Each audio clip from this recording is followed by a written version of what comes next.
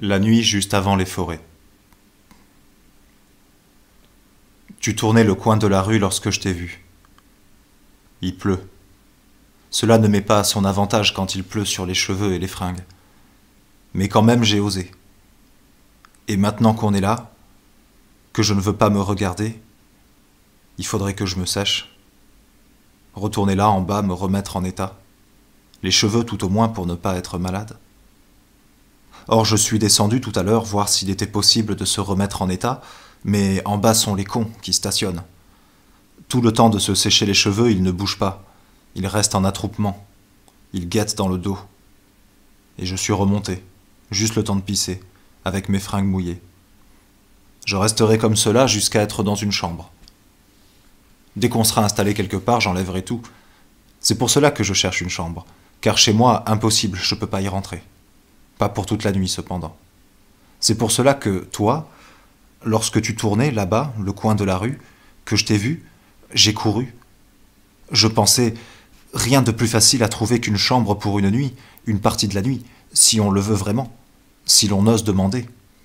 Malgré les fringues et les cheveux mouillés, malgré la pluie qui ôte les moyens si je me regarde dans une glace, mais même si on ne le veut pas, il est difficile de ne pas se regarder, tant par ici il y a de miroirs dans les cafés, les hôtels, qu'il faut mettre derrière soi, comme maintenant qu'on est là, où c'est toi qui le regardes. Moi je les mets dans le dos, toujours, même chez moi. Et pourtant c'en est plein comme partout ici, jusque dans les hôtels, 100 000 glaces qui vous regardent, dont il faut se garder. Car je vis à l'hôtel depuis presque toujours. Je dis chez moi par habitude, mais c'est l'hôtel. Sauf ce soir où ce n'est pas possible. Sinon, c'est bien là qu'est chez moi. Et si je rentre dans une chambre d'hôtel, c'est une si ancienne habitude qu'en 3 minutes, j'en fais vraiment un chez moi.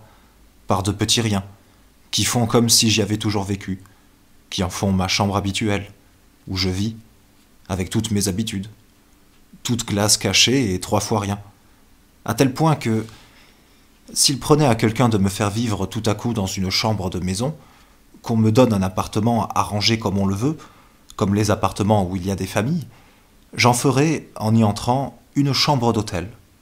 Rien que d'y vivre, moi, à cause de l'habitude. On me donnerait une sorte de petite chaumière, comme dans les histoires au fond d'une forêt, avec de grosses poutres, une grosse cheminée, de gros meubles jamais vus, 100 000 ans de vieillesse. Lorsque j'y entrerai, moi, avec rien du tout, et en un rien de temps, je t'en fais une chambre comme celle des hôtels, où je me sente chez moi. Je cache la cheminée derrière les meubles en tas, j'escamote les poutres, je change le goût de tout, je vire tous ces objets que l'on ne voit jamais et nulle part, sauf dans les histoires, et les odeurs spéciales, les odeurs de famille et les vieilles pierres, et les vieux bois noirs, et les 100 000 ans de vieillesse qui se moquent de tout, qui vous font étrangers, qui ne peuvent jamais faire croire que l'on est tout à fait chez soi. Je vire tout. Et la vieillesse avec, parce que je suis comme cela. Je n'aime pas ce qui vous rappelle que vous êtes étranger. Pourtant, je le suis un peu, c'est certainement visible. Je ne suis pas tout à fait d'ici. C'était bien visible, en tout cas, avec les cons d'en bas attroupés dans mon dos après avoir pissé, lorsque je me lavais le zizi. À croire qu'ils sont tous aussi cons, les Français. Incapables d'imaginer, parce qu'ils n'ont jamais vu qu'on se lave le zizi. Alors que pour nous, c'est une ancienne habitude. Mon père me l'a appris. Ça se fait toujours chez nous. Et moi, je continue de le faire après avoir pissé. Et lorsque je me lavais tout à l'heure normalement au lavabo en bas, sentant derrière mon dos tous les cons stationnés, j'ai fait comme si je ne comprenais pas. L'étranger, tout à fait, qui ne comprendrait rien du français de ces cons. Et je les entendais tout en me le lavant. Qu'est-ce qu'il peut bien faire, ce drôle d'étranger? Il fait boire son zizi? Comment cela se peut-il de faire boire son zizi? Comme si je ne comprenais rien de tout ce qu'il disait. Et moi, je continue, calmement, à lui donner à boire pour que ces cons de Français se demandent entre eux, groupés derrière mon dos devant les lavabos, comment un zizi peut-il boire? Et surtout, comment peut-il avoir soif? Puis, lorsque j'en ai eu fini avec lui, j'ai traversé l'attroupement, toujours en étranger qui n'aurait rien compris de ce qu'il disait, et cela m'est facile. Je ne suis pas complètement d'ici. Sûr que cela se voit, ces cons de Français sans imagination ne s'y sont pas trompés, et malgré tout cela, j'ai couru derrière toi dès que je t'ai vu tourner le coin de la rue. Malgré tous les cons qu'il y a dans la rue, dans les cafés, dans les sous-sols de café, ici, partout. Malgré la pluie et les fringues mouillées, j'ai couru. Pas seulement pour la chambre, pas seulement pour la partie de nuit pour laquelle je cherche une chambre, mais j'ai couru, couru, couru, pour que cette fois, tourner le coin, je ne me trouve pas dans une rue vide de toi. Pour que cette fois, je ne retrouve pas seulement la pluie, la pluie, la pluie. Pour que cette fois, je te retrouve toi, de l'autre côté du coin, et que j'ose crier « Camarade !» Que j'ose prendre ton bras, camarade. Que j'ose t'aborder, camarade. Donne-moi du feu, ce qui ne te coûtera rien, camarade. Sale pluie, sale vent, saloperie de carrefour. Il ne fait pas bon tourner ce soir par ici, pour toi comme pour moi. Mais je n'ai pas de cigarette. Ce n'est pas tant pour fumer que je disais du feu, camarade. C'était camarade, pour te dire. Saloperie de quartier, saloperie d'habitude de tourner par ici, manière d'aborder les gens. Et toi aussi tu tournes. Les fringues toutes trempées, au risque d'attraper n'importe quelle maladie. Je ne te demande pas de cigarette non plus, camarade. Je ne fume même pas. Cela ne te coûtera rien de t'être arrêté. Ni feu, ni cigarette, camarade. Ni argent. Pour que tu partes après. Je suis pas à 100 francs près ce soir. Et d'ailleurs, j'ai moi-même de quoi nous payer un café. Je te le paie, camarade. Plutôt que de tourner dans cette drôle de lumière. Et pour que cela ne te coûte rien que je t'ai abordé, j'ai peut-être ma manière d'aborder les gens, mais finalement cela ne leur coûte rien. Je ne parle pas de chambre, camarade, de chambre pour passer la nuit, car alors les mecs les plus corrects ont leur gueule qui se ferme. Pour que tu partes après, on ne parlera pas de chambre, camarade. Mais j'ai une idée à te dire. Viens, on ne reste pas ici, on tomberait malade à coup sûr. Pas d'argent, pas de travail, cela n'arrange pas les choses. Je n'en cherche pas vraiment, c'est pas vraiment cela. C'est que j'ai cette idée, d'abord, qu'il faut que je te dise. Toi, moi, qui tournons dans cette drôle de ville sans un argent en poche, mais je te paie un café, camarade, j'ai de quoi, je dis pas le contraire maintenant. Car au premier coup d'œil, ce n'est pas l'argent, ni toi, ni moi qui nous cloue au sol. Alors moi j'ai cette idée, camarade, pour ceux comme toi et moi qui n'avons pas d'argent, ni de travail, et je n'en cherche plus vraiment.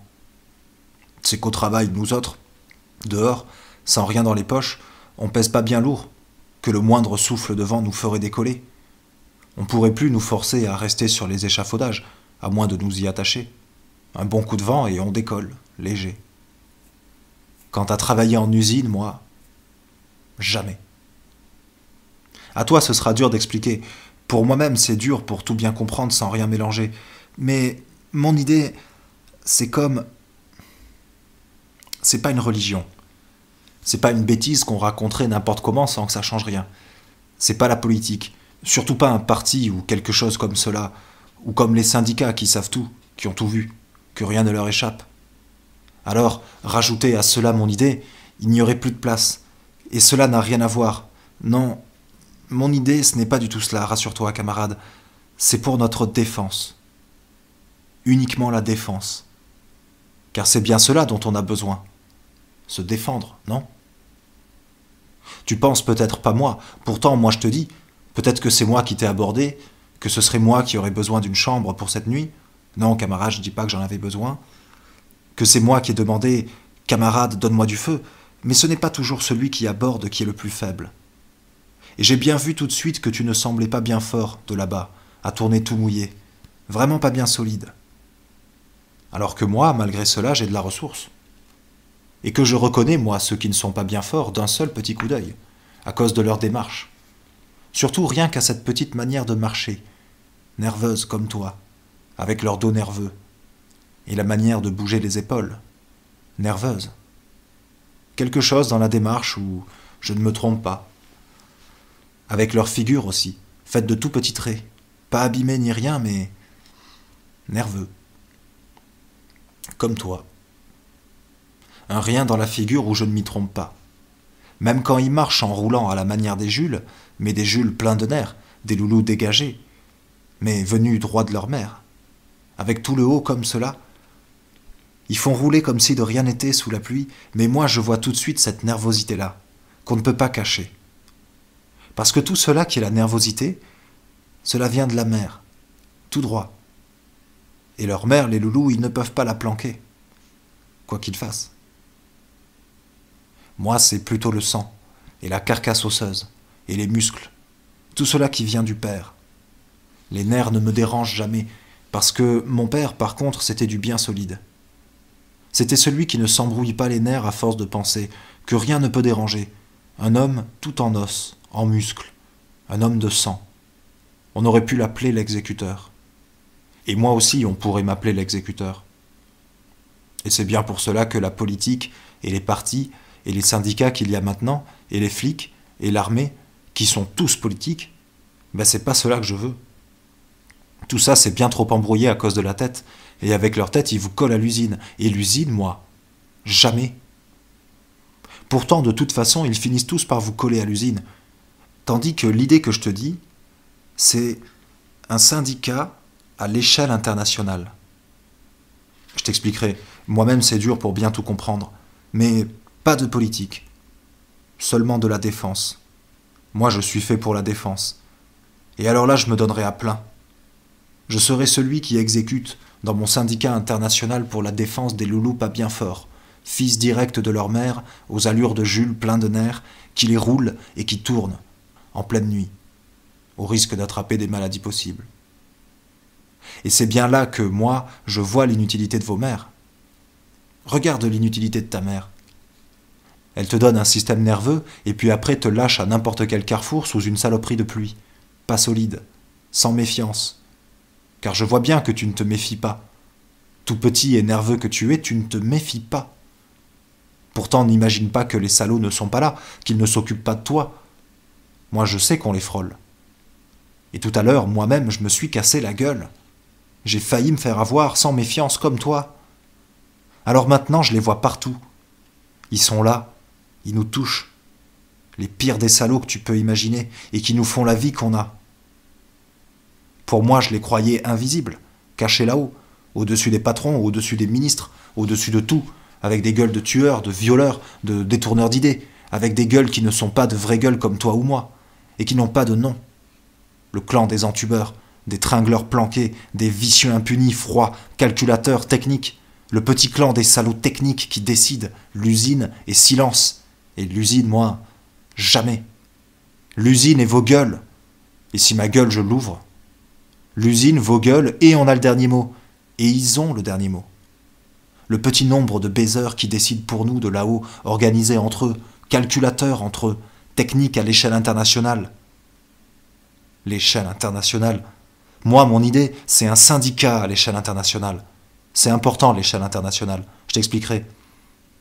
Mais maintenant, niquer, c'est l'usine. Ou devenir léger, comme toi, comme moi, pour se faire emporter au moindre souffle de vent. Parce que qu'est-ce qu'on peut, toi et moi, quand ils tiennent les ministères, les flics, l'armée, les patrons, la rue, les carrefours, le métro, la lumière, le vent, qu'ils peuvent, s'ils veulent, nous balayer de là-haut? Qu'est-ce que je pourrais faire, moi, contre cela, sauf mon idée de syndicat? Tu te méfies pas, toi, hein? Comme moi tout à l'heure. Et pourtant, maintenant, ils sont là. Ils nous cherchent. Ils sont descendus en bas et j'ai failli me faire avoir, car les pires salauds que tu peux imaginer prennent de drôles de formes et de drôles de moyens. S'ils venaient, eux, directement, qu'on voit tout sur leur gueule, si on voyait tout de suite à qui on a affaire, et que l'on puisse cogner. Mais les moyens qu'ils prennent, c'est de se frotter à nous avec des gueules telles qu'on ne puisse pas se tenir, et qu'on se fasse rentrer dedans sans méfiance par la pire des salopes. Mais comment deviner? Je ne pouvais pas, moi. Si j'avais pu imaginer, je l'aurais inventée comme cela, telle que je la voyais quand je l'ai abordée. Petite, pas solide, toute blonde, avec des reflets et des boucles. Pas trop de boucles. Et pas trop blonde. Juste ce qu'il fallait pour y croire. Et que ce ne soit pas possible de ne pas courir derrière. Et quand je l'ai abordée, tu n'as pas du feu, s'il te plaît, camarade, pardon. Des yeux qui te regardent comme on peut seulement l'inventer.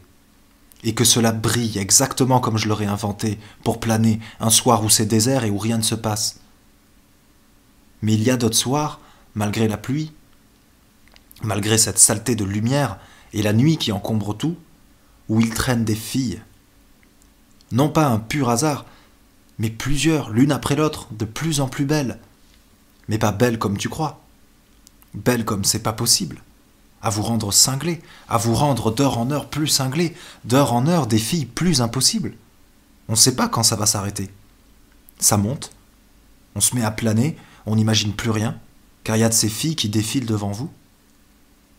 Et quand on a fini de croire que cela peut être mieux, qu'on peut devenir encore plus cinglé à les regarder, il en débarque une comme celle-là, où il faut tout lâcher pour courir derrière, obligatoirement, oubliant que la pluie et le manque d'argent vous ôtent les moyens.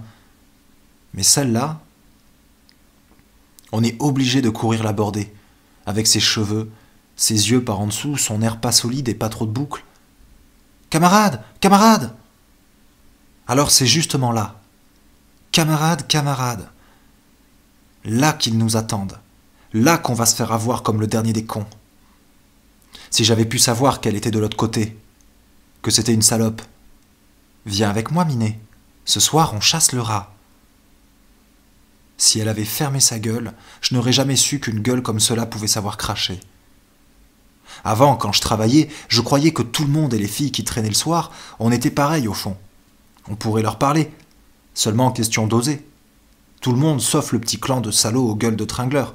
Mais maintenant, je crois que tout le monde est passé de l'autre côté. Et plus jamais je ne courrai derrière une fille à devenir cinglé. Plus jamais je ne deviendrai cinglé. Elle ne me reconnaissait pas à cause de cette lumière qui nous fait si semblables. On chassera le rat, Minet, et puis tu resteras avec moi. Elle me dit cela de tout près, dans le drôle de café où elle m'avait emmené, par la main, collée à moi, toute prête à passer toute la nuit avec moi, à m'emmener dans sa chambre. Je lui plaisais, à coup sûr, avant que je ne me fâche d'entendre ses saloperies, avant qu'elle ne se fâche de mes paroles à moi. On se plaisait et tout. Mais ne voilà-t-il pas qu'elle ne savait pas qui j'étais? La nouvelle force, c'est nous, qu'elle me dit. Et je devais en être aussi. Moi j'aurais bien voulu, à cause de son regard, à vous faire planer. Mais la pire saloperie technique et internationale a pris des formes comme cela. Ils ont fait passer tout le monde de l'autre côté. Même les filles pas possibles qui vous rendraient cinglés si elles ne parlaient pas. Mais elle, j'ai eu peur de ce qu'elle me disait, de la manière dont elle me le disait, et que je ne pouvais pas m'empêcher d'écouter. Elle ne me reconnaissait toujours pas dans ce drôle de café. Viens avec nous, Minet. Et j'y aurais été, comme le dernier des cons.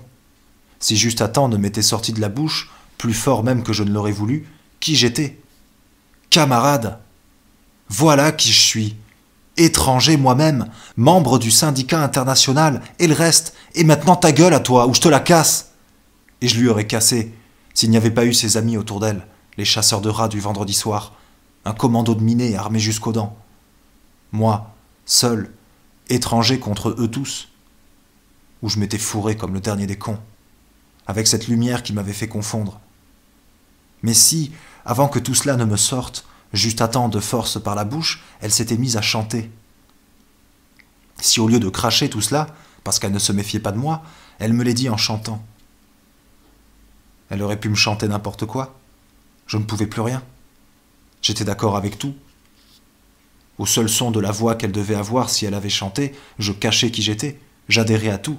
Force nouvelle, fasciste, royaliste, Occident, tous les chasseurs de rats, tringleurs organisés, entubeurs internationaux. Je disais ce qu'elle voulait. Je faisais la chasse à qui elle m'aurait demandé. À cause de ce qu'elle était belle comme ce n'était pas possible. À cause de ce qu'elle promettait, pour nous, après la chasse. À cause de ce qu'elle m'avait fait lâcher tout et courir. Et que si elle chantait, elle devait chanter d'une telle manière. Qu'est-ce que j'aurais dû faire? Me boucher les oreilles?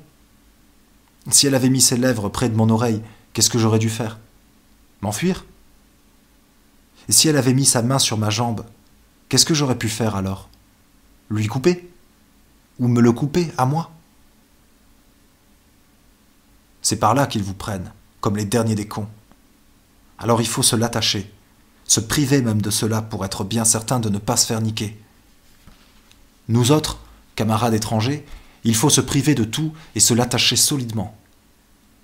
La principale idée dans mon idée de syndicat, c'est s'empêcher de bander, pour toujours et partout, tant que tout est dirigé par le petit clan secret qui tient les ministères, les flics, l'armée, le travail, et jusqu'aux petites salopes aux cheveux blonds bouclés, et à l'allure si peu solide qu'on ne peut pas le croire, mais qui, comme tout le monde, sont passés de l'autre côté. S'empêcher de bander et de jouir, se tenir à tout prix, car c'est là qu'il nous guette et qui nous baiserait de toutes nos forces possibles, et par tous les moyens, jusqu'à ce qu'on ait gagné. Jusqu'à ce que mon idée de syndicat international ait fini par gagner. Et alors tout sera à nous. Les cafés, la rue, les salopes, les minés et leurs armes, la terre en entier et le ciel entier. Et ce sera aux rats de jouir, camarades, ce sera à notre tour. Et moi, l'exécuteur, moi qui suis fait d'os, de muscles et de sang, moi privé depuis toujours obligé de me contenir, ce sera mon heure à moi de cogner, et je m'en priverai pas, je chercherai partout, où sont-ils maintenant ceux qui me crachaient dessus, et je les retrouverai tous, car ce sera notre heure pour ne plus nous retenir, camarades. Faites-leur la peau, maintenant, bandez, jouissez tout ce que vous pouvez, tout ce que vous avez retenu depuis si longtemps, foutez-leur-en partout, noyez leur gueule de tueurs et leur belle gueule de luxe, eux qui jouissaient entre eux, et qui jouissaient de nous depuis si longtemps. Mais je dirais aussi, si vous rencontrez quelque part, tournant et tournant encore les épaules dégagées comme les Jules, un de ces petits nerveux venus tout droit de sa mère, laissé là au coin d'une rue sans défense, sans raison, qui roule et tourne encore à la manière des Jules, alors laissez tomber, ne tapez pas, n'y touchez pas. C'est encore un enfant qu'il faut que l'on défende. Et voilà ce qu'est mon idée.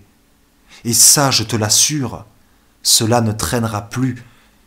Même si maintenant on est presque sans argent, sans travail, si je suis sans chambre pour me coucher cette nuit, et que toi, pour l'instant, il faut que tu te méfies. Et si on te demande qui est l'étranger qui est avec toi, tu réponds « je ne sais pas, je ne sais pas ». Et si on insiste, tu dis « je ne le connais pas, c'est quelqu'un qui m'a abordé dans la rue quand je tournais le coin, me demandant une chambre pour passer la nuit, pas même la nuit entière. Avant, je ne l'avais jamais vu. Car j'ai bien vu de loin que tu étais un enfant. Une sorte de loulou laissé au coin d'une rue, que le moindre courant d'air emporte et envolerait. Et lorsque je cours après, une fois, 2 fois, 3 fois, il n'y a plus rien qu'une rue vide et la pluie. Alors cette fois, je n'ai plus voulu te perdre. Je n'ai rien laissé au hasard. Je me suis préparé. J'empêchais que les cons ne me barrent la route. Je me mettais d'accord avec eux, je faisais semblant d'écouter leurs conneries, d'accord avec eux tous, les conneries qui se disent là dehors chaque nuit. Malgré cette saloperie de pluie et de lumière triste, sont de drôles d'oiseaux qui n'existent nulle part sauf dans la tête des cons. Et si l'on veut être d'accord avec eux tous, on donne son avis. On invente des couleurs. Alors moi j'inventais. Je cachais que je leur étais étranger en donnant mon avis sur tout. Les problèmes généraux, les questions particulières, la mode, la politique. Et je me suis bien tenu. Je tenais le dos au vent. Je gardais toujours le dos tourné contre le vent pour n'avoir pas perdu mes moyens quand je t'aborderais. Et moi, je me disais, rien de plus facile que de sentir le sens du vent, que de se les mettre de son côté pour qu'il ne fasse pas d'obstacle. Rien ne pouvait me trahir. Mon zizi étranger, je l'avais bien caché, bien tenu, la main sur la braguette. Et je me retenais d'avoir envie de pisser et risquer de me trahir, comme cela, par distraction, en lui donnant à boire. Car là, il m'aurait reconnu, sans espoir possible, comme étranger à eux. Mais pour l'instant, je me tenais bien. Et dans cette drôle de lumière qui ne montre rien, qui fait de tous ces bavards de café et de rue des frères au même regard et au même souci, qui dissimule celui dont le souci est ailleurs, étranger à eux tous, mon regard secret cherchait au-delà d'eux. Et je gardais le dos tourné comme le leur contre le vent, souriant et d'accord, déjà à demi ivre de soucis inventés. Je pensais, le mien est ailleurs et je dois le cacher. Et lorsque je t'ai vu, j'ai couru, couru, couru. Mais personne n'a fait obstacle. Je m'étais préparé. Je m'étais mis de leur côté. Je les avais écoutés cachant ma différence, et à présent ma fuite les surprend. Je suis déjà au coin de la rue quand ils se réveillent, qu'ils me reconnaissent comme étranger, qu'ils mettent leurs conneries à mes trousses, se préparant à me surprendre ailleurs, en bas, tout à l'heure. Cependant, moi déjà, je t'abordais. Je disais, je t'ai aperçu tournant le coin de la rue, pardon, je suis à moitié ivre, je dois pas être à mon avantage, mais j'ai perdu ma chambre. Je cherche une chambre pour cette nuit seulement, une partie de la nuit, car dans peu de temps je ne serai plus ivre. Je demande 5 minutes. Alors donc je disais que j'étais ivre et demandais 5 minutes. une moitié de tête encombrée de conneries, l'autre moitié tout à toi que je n'osais plus regarder, tant j'étais embrouillé encore de mode, de politique, de salaire. Lorsque je travaillais, mon salaire à moi, c'était un drôle d'oiseau, tout petit, qui rentrait, que j'enfermais, et qui, dès que j'entr'ouvrais la porte, s'envolait tout d'un coup et ne revenait jamais. Il ne restait plus qu'à le regretter tout le reste du temps. Maintenant, je ne travaille plus. Mais je ne me décidais toujours pas à regarder celui dont je tenais enfin le bras serré dans ma main. Je demande 5 minutes, que l'ivresse s'en aille. Alors on s'assoira, je paierai un café, je l'assoirai face à moi, face au miroir dans mon dos, oubliant tout le reste, la saloperie de pluie, les flâneurs cons et les couleurs tristes qu'ils m'ont mises dans la tête, et je le regarderai. J'oserai, malgré les cheveux toujours mouillés, malgré les fringues qui ne sèchent pas. J'attendrai, malgré cela, d'avoir repris les moyens que je peux. Je cherche une chambre pour une partie de la nuit, car je ne trouve plus la mienne. J'ai voulu le demander à toi dès que je t'ai vu au coin de la rue. Je ne l'aurais pour rien au monde demandé à l'un de ces cons avec qui je flânais, bien que je ne leur ressemble pas, cela doit se remarquer.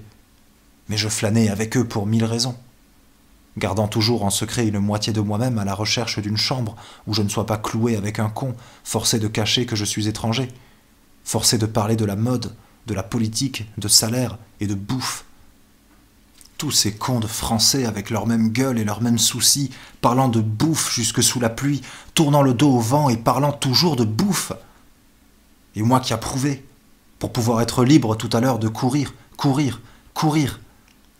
Moi qui ne mange pas, moi qui ne mange rien, qui devient de jour en jour plus léger, qui ne m'alourdit pas pour pouvoir en cachette chercher ce que je cherche au-delà des bouffeurs stationnés tous en cercle, dehors, dans les cafés.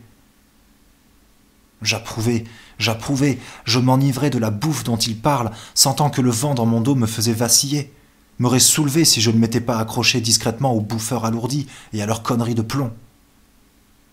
Ils m'auraient emporté tant je deviens léger, comme les courants d'air te faisaient disparaître au coin des rues lorsque je t'ai aperçu, 1 fois, 2 fois, 3 fois, voyant bien de loin que tu étais encore un enfant. Alors j'ai tout lâché. Le vent m'a soulevé et j'ai couru, sentant à peine si je touchais le sol, aussi vite que toi, sans obstacle cette fois, pour enfin t'aborder. Ne me prends pas, mec, pour un pédé parce que je cours, que je te prends le bras, que je t'arrête, que je te parle sans vraiment te connaître. Mais je te connais bien assez comme cela, mec, pour te parler de cela. Une fille sur un pont, que je ne peux pas garder pour moi.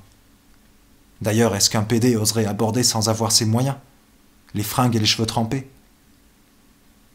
Maintenant tu me vois comme cela, la tête pas très en place, mais cela passera, et du premier coup d'œil, moi, j'ai bien vu que toi tu es le genre correct, à qui on peut parler.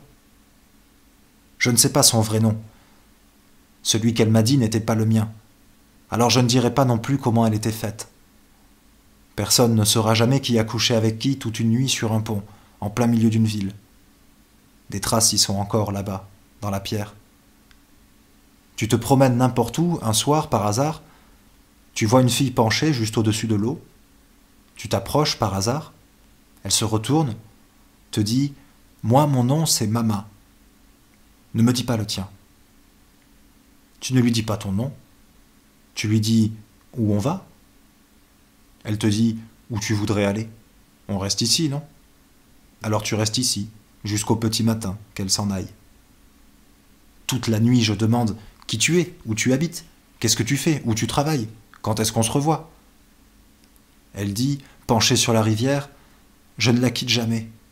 Je vais d'une berge à l'autre, d'une passerelle à une autre, je remonte le canal et reviens à la rivière. Je regarde les péniches, je regarde les écluses, je cherche le fond de l'eau. Je m'assieds au bord de l'eau ou je me penche au-dessus. Moi, je ne peux parler que sur les ponts ou les berges, et je ne peux plus aimer que là. Ailleurs, je suis comme morte. Tout le jour, je m'ennuie, et chaque soir, je reviens près de l'eau, et on ne se quitte plus jusqu'à ce qu'il fasse jour. Alors elle s'est barrée, et je l'ai laissée se barrer sans bouger. Le matin, sur les ponts, c'est plein de monde et de flics. Jusqu'à midi, je suis resté au milieu du pont.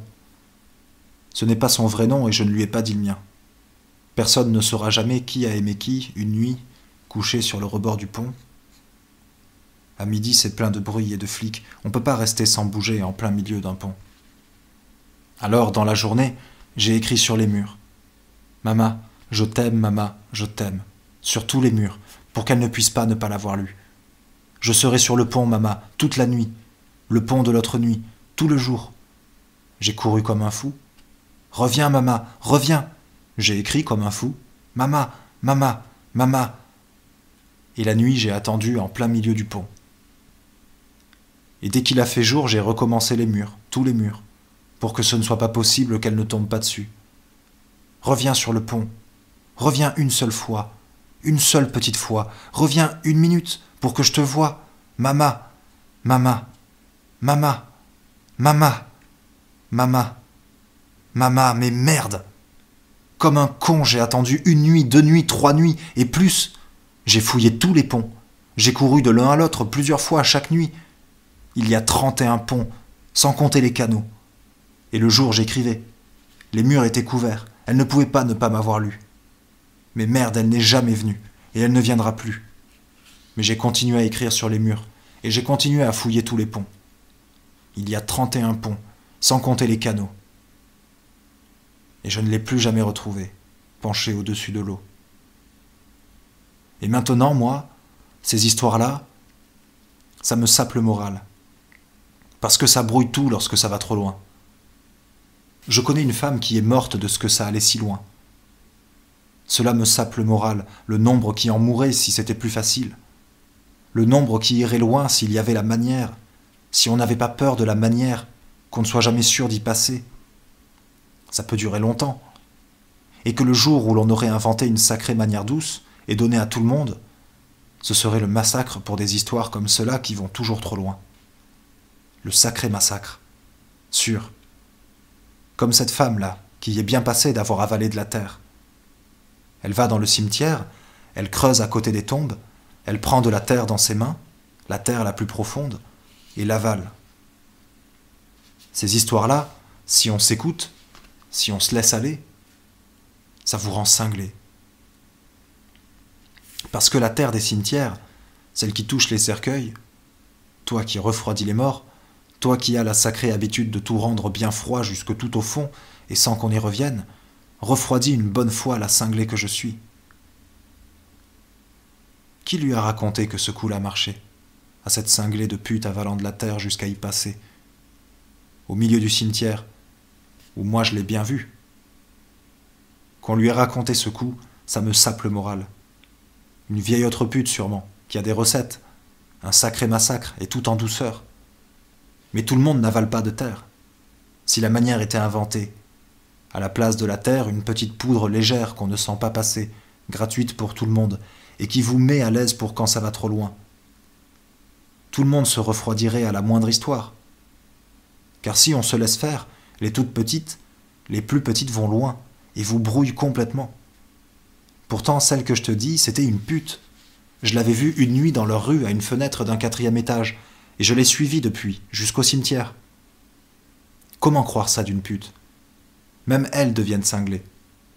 Je te montrerai tout à l'heure, la fenêtre. Alors moi, maintenant, je suis plutôt pour faire mon coup et me barrer. Ça va pour toi? Correct. Me barrer avant qu'elle se mette à parler. Ou je fais celui qui ne comprend pas. Sinon, elle te dit tout ce qu'il faut dire pour saper le moral. Alors moi, je préfère faire bien mon coup, ça colle pour toi, ok, et me barrer à l'aise. Juste avant les grandes phrases. D'ailleurs, un coup suffit pour savoir ce qu'il y a à savoir. Pour connaître ce qu'il y a à connaître. Je pourrais vivre 100 000 ans avec une nana sans rien connaître de plus au bout de 300 000 ans que ce que je savais au tout premier coup. C'est pour cela que je suis plutôt pour ça. Ça te va? On y va. Et se barrer vite fait. Sachant ce qu'il y a à savoir, pensant ce qu'il y a à penser, ayant mon idée là-dessus. Parce que, mec, qu'est-ce que tu crois? Comment avoir une idée sur quelqu'un sans avoir baisé avec elle? 100 000 ans avec elle sans baiser, et tu ne sais toujours rien, que les grandes phrases qui te rendent dingue. Qu'est-ce que tu connais d'elle avec les grandes phrases, si tu ne sais pas comment elle est avant, si tu ne sais pas comment elle bouge, comment elle respire, Si elle parle et fait des histoires, ou si au contraire tu lui plais vraiment bien et qu'elle ne dit rien, se retient, garde tout en secret juste pour toi et pour elle. Qu'est-ce qu'on connaît de quelqu'un si on ne sait pas comment elle respire après avoir baisé?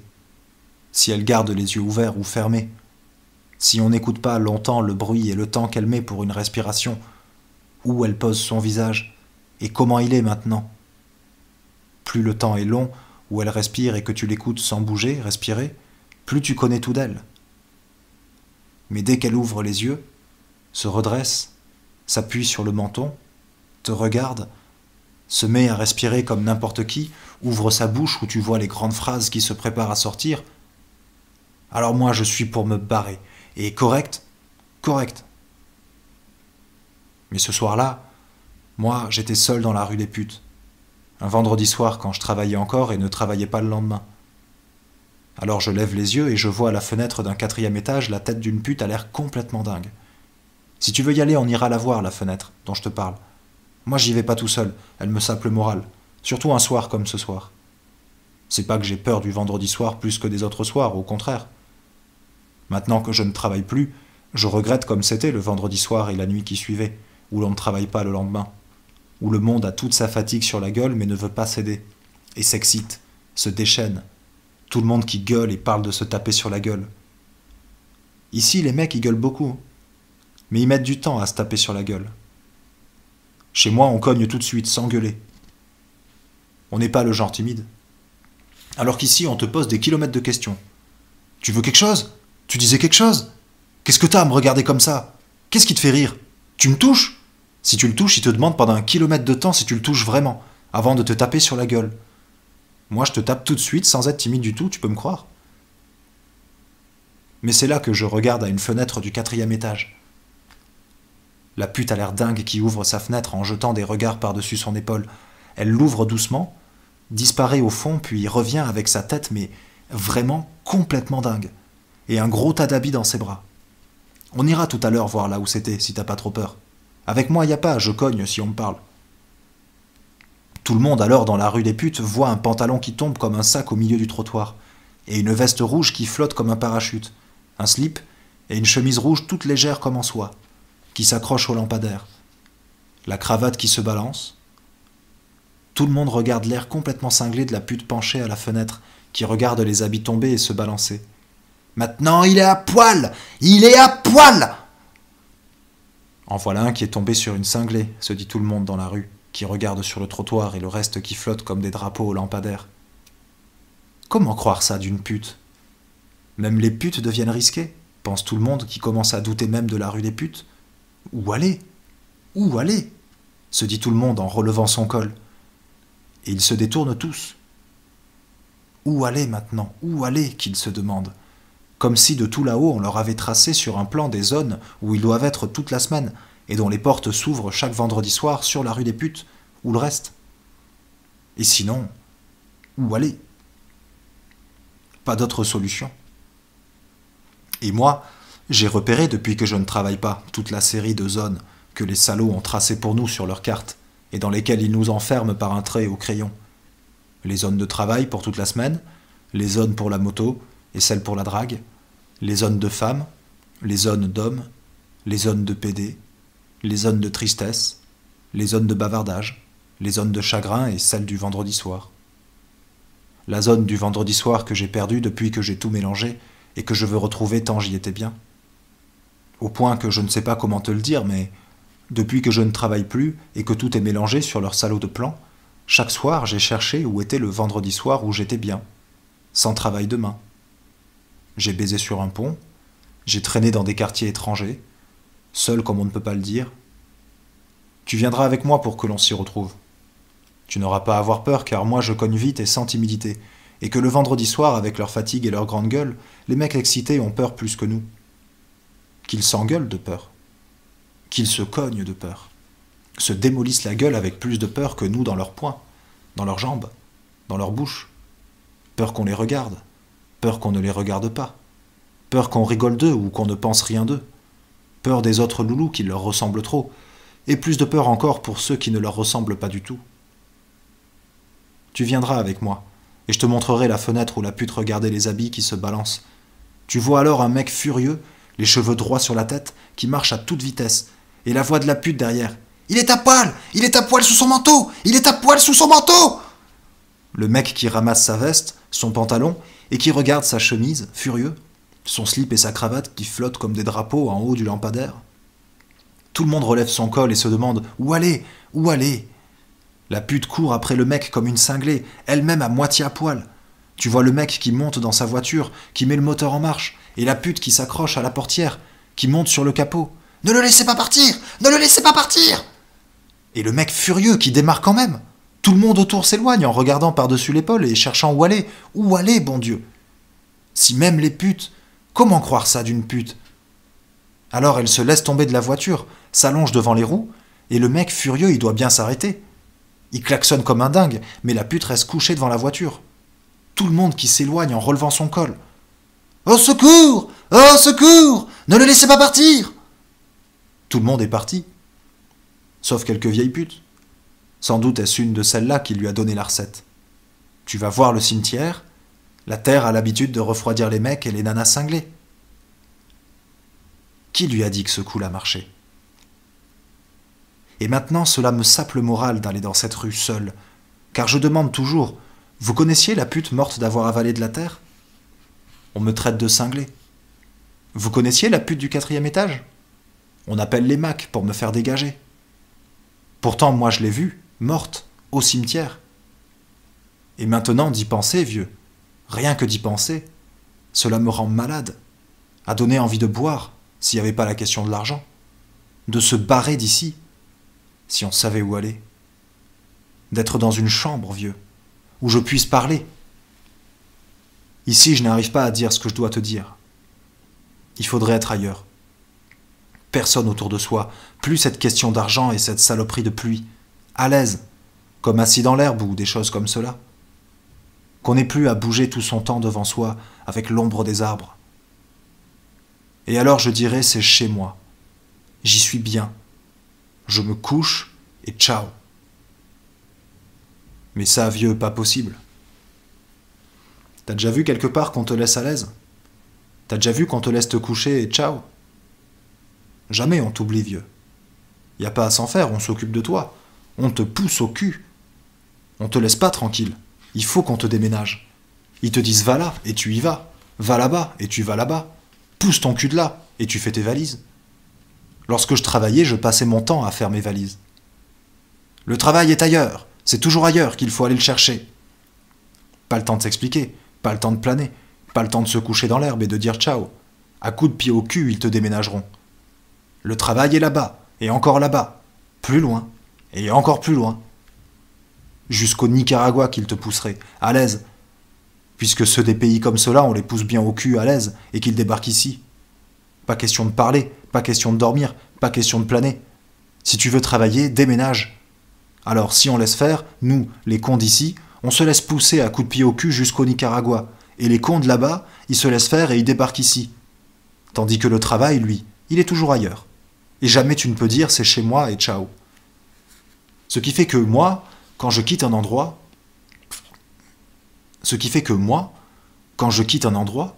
j'ai toujours l'impression de quitter là où c'était davantage chez moi que là où je vais débarquer.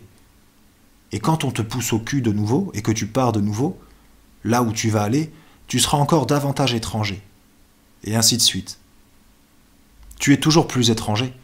Tu es de moins en moins chez toi. On te pousse toujours plus loin, que tu ne saches pas où tu vas. Et quand tu te retournes, vieux, que tu regardes derrière toi, c'est toujours le désert. Mais qu'on s'arrête un bon coup. Et qu'on dise allez vous faire foutre, je bougerai plus, et vous allez m'entendre. Si on se couche une bonne fois dans l'herbe et qu'on prend le temps de s'expliquer, que toi tu racontes tes histoires, et que ceux qu'on a poussés au cul depuis le Nicaragua ou n'importe où comme cela, te racontent les leurs. Qu'on se dit qu'on est tous plus ou moins étrangers, mais ciao.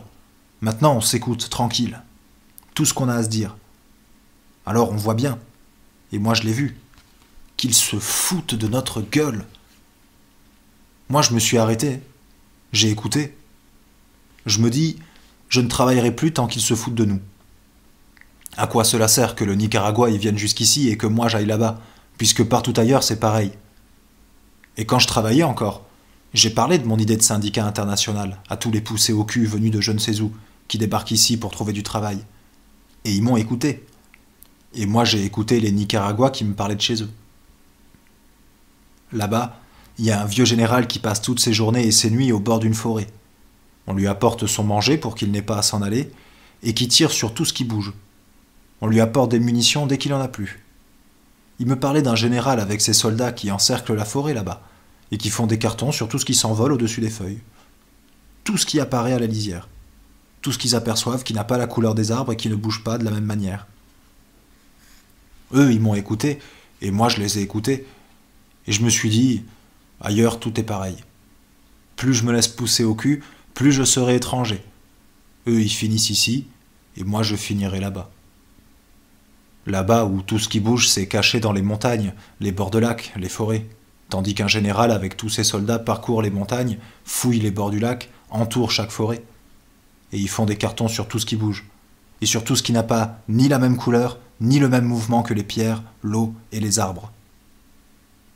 J'ai écouté cela et je me suis arrêté. Je ne bougerai plus. Je dis, ici c'est chez moi. S'il n'y a pas de travail, je travaille pas. Si le travail me rend dingue et qu'on me pousse au cul, je travaille pas non plus. Je veux me coucher, je veux m'expliquer une bonne fois. Je veux de l'herbe, l'ombre des arbres. Je veux gueuler et pouvoir gueuler, même si on doit me tirer dessus, puisque c'est cela qu'ils finissent par faire. Si on n'est pas d'accord, si on ouvre sa gueule, il faut que l'on se planque au fond d'une forêt, et ils vous exterminent à coups de mitraillette dès qu'ils vous voient bouger. Mais alors tant pis. Je t'aurais dit au moins ce que j'avais à te dire. Ici je n'arrive pas, mais ailleurs, dans une chambre, où on passerait la nuit, une partie de la nuit, car je partirai avant que ce soit le jour, avant que t'en aies marre. Je partirai à temps, avant que tu ne veuilles te barrer, toi. Car si tu en avais marre, que tu me lâches en plein milieu, avant que j'aie eu le temps, moi je ne suis pas le mec sensible ou à qui cela ferait quelque chose, et tu peux faire ce que tu veux. Mais je connais les mecs balèzes, tu prends les casseurs les plus balèzes, pas de frime ni rien, qui cognent et n'ont pas peur du sang, pas sensibles ni rien, le genre de balèzes dont on préfère qu'ils ne s'intéressent pas à vous quand ils sont excités. Eh bien, à ces mecs-là, si comme cela, calmement, sans qu'il y ait de bagarre, tu leur fais un petit trou d'épingle sur le bras, qu'ils voient tout d'un coup une petite goutte de sang, de leur sang à eux, dans le calme, sans qu'ils soient excités, sans vraiment de raison, le balèze des balèzes, il devient blanc. Il tombe dans les pommes, il tourne de l'œil, pour ce moins que rien. Alors moi, je ne suis pas le mec sensible. Mais si tu te barrais vite fait, d'ailleurs ce n'est pas seulement ça, mais que tu me prennes pour une nullité, parce qu'aujourd'hui tu pourrais le croire, parce qu'aujourd'hui ça ne marche pas. Je ne peux pas être vraiment content, pas comme ceux d'ici, toujours l'air content, toujours prêt à jouir. Moi, il y a toujours derrière ma tête qui me reviennent tout d'un coup des histoires de forêt où rien n'ose bouger à cause des mitraillettes, ou des histoires de putes qu'on enterre sans qu'on ait des nouvelles, tandis que ceux d'ici n'ont rien derrière la tête, prêts pour être contents, prêts pour s'amuser, prêts pour jouir tout ce qu'ils peuvent, n'importe où, n'importe quand, sans penser à rien d'autre qu'à leurs petits coups. Tous ces cons de Français prêts à jouir leurs petits coups dans leur coin, et rien derrière la tête qui les en empêcherait. À en foutre partout, nous en foutre plein la gueule, leur sale foutre de cons. Tandis que moi, j'ai ces histoires derrière ma tête. Je dis pas que cela ne marche jamais. Plutôt le mec qui ne jouit jamais vraiment complètement à cause de ces histoires. Parfois même je suis bien, très bien. Comme là maintenant si tu ne te barres pas et que j'ai le temps. Mais par derrière la tête, c'est toujours triste. Comme je ne sais pas comment je pourrais te le dire. Avec cette histoire aussi que tu pourrais en avoir marre. Parce qu'aujourd'hui peut-être que je suis une nullité, mais un jour, et que tu pourrais te barrer avant, alors je ne suis pas le mec sensible. Tu peux faire ce que tu veux, mais je me dirais alors je ne sais quoi. Que je voudrais être comme n'importe quoi, qui n'est pas un arbre caché dans une forêt au Nicaragua, comme le moindre oiseau qui voudrait s'envoler au-dessus des feuilles, avec tout autour des rangées de soldats, avec leurs mitraillettes qui le visent et guettent son mouvement. Et ce que je veux te dire, ce n'est pas ici que je pourrais te le dire. Il faut que l'on trouve l'herbe où l'on pourra se coucher, avec un ciel tout entier au-dessus de nos têtes, et l'ombre des arbres, ou alors une chambre où on aura notre temps. Mais si tu crois que c'est seulement une chambre que je cherche, non. Je n'ai pas sommeil. Et rien de plus facile à trouver qu'une chambre pour une nuit. Les trottoirs sont pleins de chercheurs de chambres et de donneurs de chambres. Et si tu crois que c'est seulement pour parler, non. Je n'en ai pas besoin, comme dehors tous ces cons. Je suis pas comme eux. Je suis le mec, moi, plutôt que de parler, à suivre une belle nana pour la regarder. Et la regarder seulement. Pourquoi faire autre chose que de regarder une belle nana? Et même je suis le mec, moi, plutôt que de regarder une nana à marcher seulement, et cela me suffit comme occupation, toute ma vie, je veux bien me balader, courir de temps en temps, m'arrêter sur un banc, marcher lentement ou plus vite, sans jamais parler. Mais toi, ce n'est pas pareil. Et cela dès que je t'ai vu.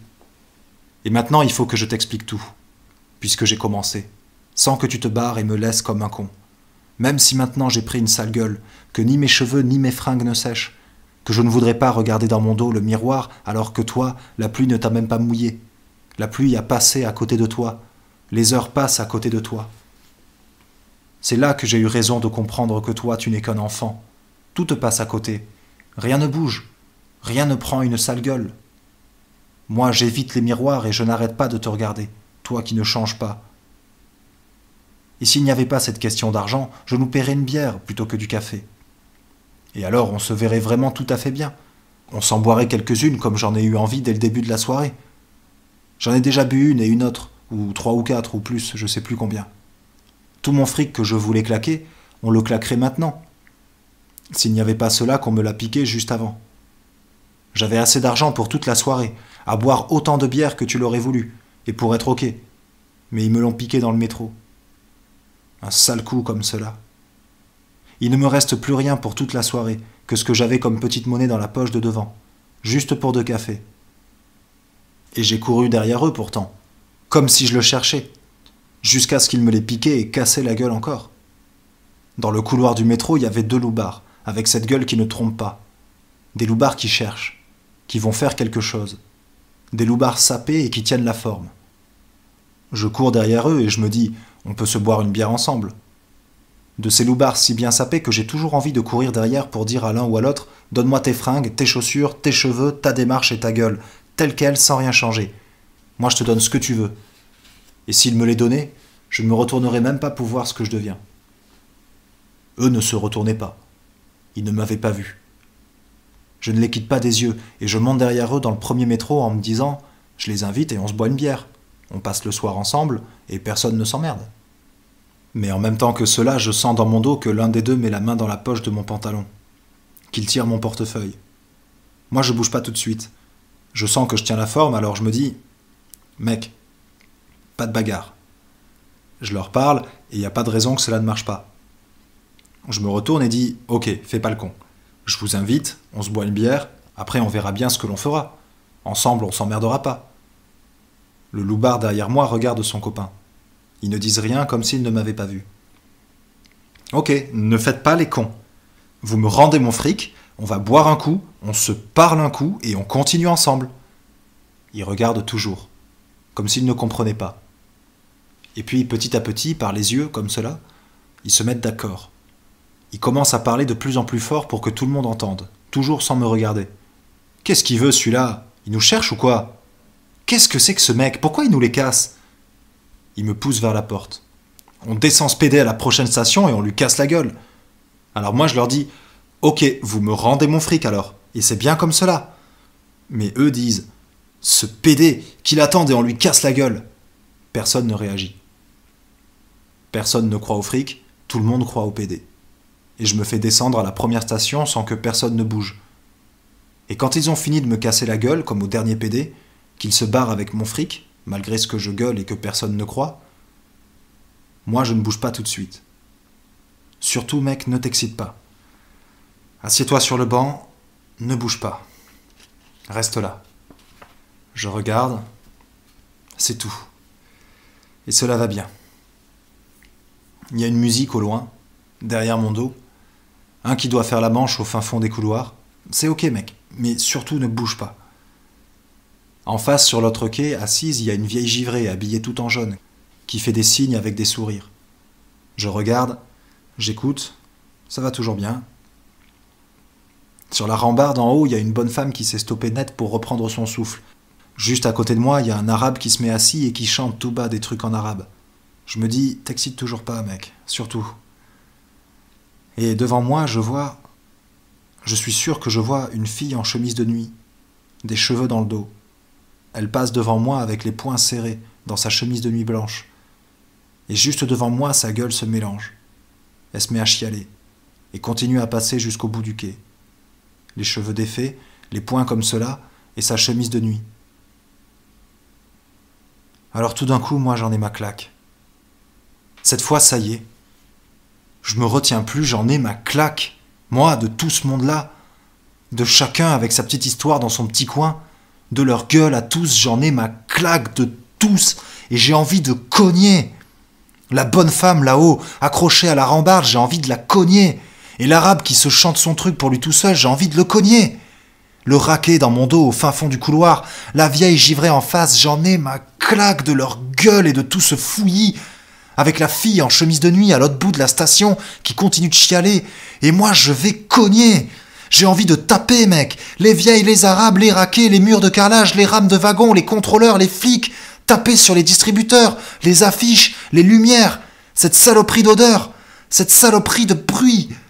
Je pense aux litres de bière que j'avais déjà bu et que j'aurais bu encore, jusqu'à ce que mon ventre ne puisse plus en contenir. Je restais assis avec cette envie de cogner, mec. Jusqu'à ce que tout finisse, jusqu'à ce que tout s'arrête. Et alors tout d'un coup, tout s'arrête pour de bon. Les métros ne passent plus. L'arabe se tait. La bonne femme là en haut arrête de respirer. Et la fille en chemise de nuit, on l'entend plus renifler.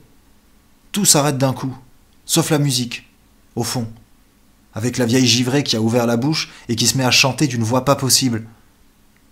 Le raquet joue cela, là-bas, sans qu'on le voie, et elle chante cela. Ils se répondent et vont ensemble comme si c'était préparé. Une musique pas possible, quelque chose d'opéra ou des conneries comme ça. Mais si fort, si ensemble que tout s'est arrêté vraiment. Et la voix de la vieille tout en jaune remplit tout.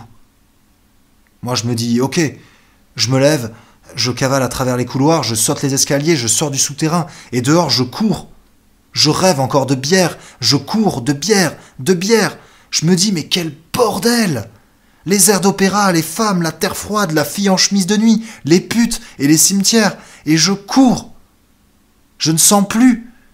Je cherche quelque chose qui soit comme de l'herbe au milieu de ce fouillis. Les colombes s'envolent au-dessus de la forêt et les soldats les tirent. Les raquets font la manche, les loupards sapés font la chasse aux ratons. Je cours, je cours, je cours. Je rêve du chant secret des Arabes entre eux, camarades. Je te trouve et je te tiens le bras. J'ai tant envie d'une chambre. Et je suis tout mouillé. Mama, mama, mama. Ne dis rien, ne bouge pas, je te regarde. Je t'aime, camarade. Camarade, moi j'ai cherché quelqu'un qui soit comme un ange au milieu de ce bordel. Et t'es là, je t'aime. Et le reste, de la bière, et je ne sais toujours pas comment je pourrais le dire. Quel fouillis, quel bordel, camarade. Et puis toujours la pluie, la pluie, la pluie, la pluie.